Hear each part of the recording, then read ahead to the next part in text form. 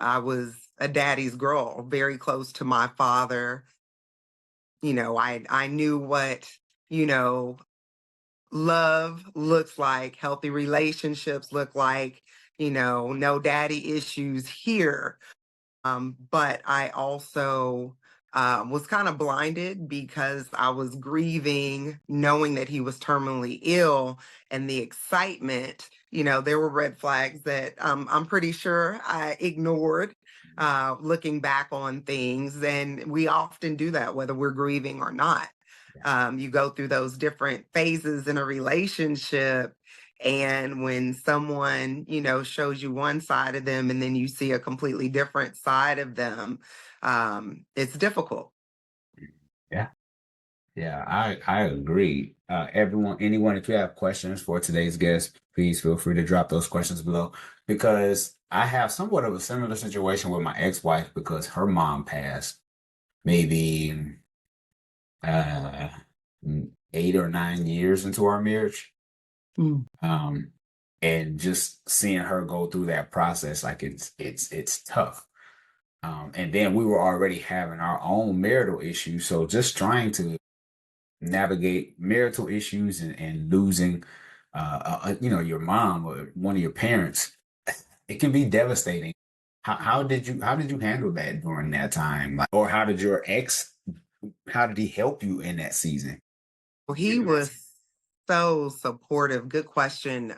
One of the things that he did, he showed up for me. My father was living in Dallas with my sister, going through some of his treatments in Houston at the drop of a dime. Sometimes, if I couldn't get my father on the phone, I would just drop everything and want to drive to Dallas to make sure he was okay.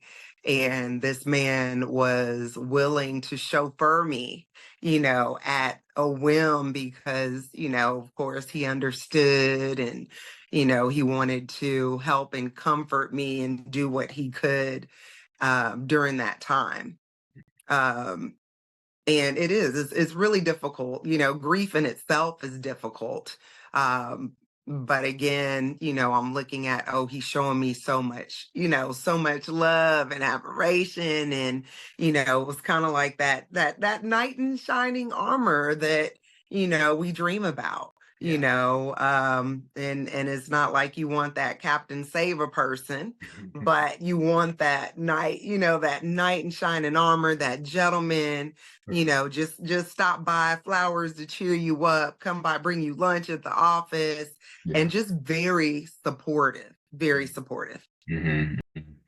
That's good. That's good. Yeah, because I remember losing my dad right before I got married, or maybe that first year within our marriage, but I knew he was going to die. So eventually, um, I don't think the blow was as hard, and then Mhm. I didn't know him the way I felt like I should have known him. So, um, you know, in the words of Tupac, he would say, my anger wouldn't let me feel for a stranger. So, um, I kind of felt like that because that's a whole topic within itself, just the grieving process.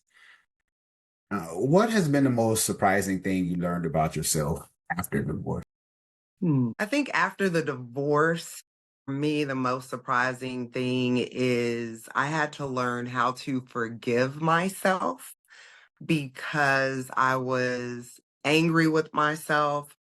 I was embarrassed for putting myself and, my child through, a situation. No, not many of us want to be divorced. We don't go into marriage thinking that we're going to be divorced, looking at it as, it's a failure. I failed again, with, a relationship. So the biggest thing that I learned was I have to be gentle with myself. I need to forgive myself, just like I forgive others, and allow myself, some time to really process, what had happened, what choices.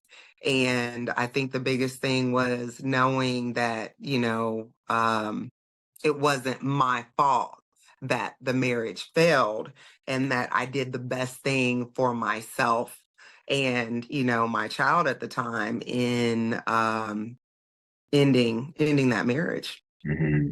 Yeah.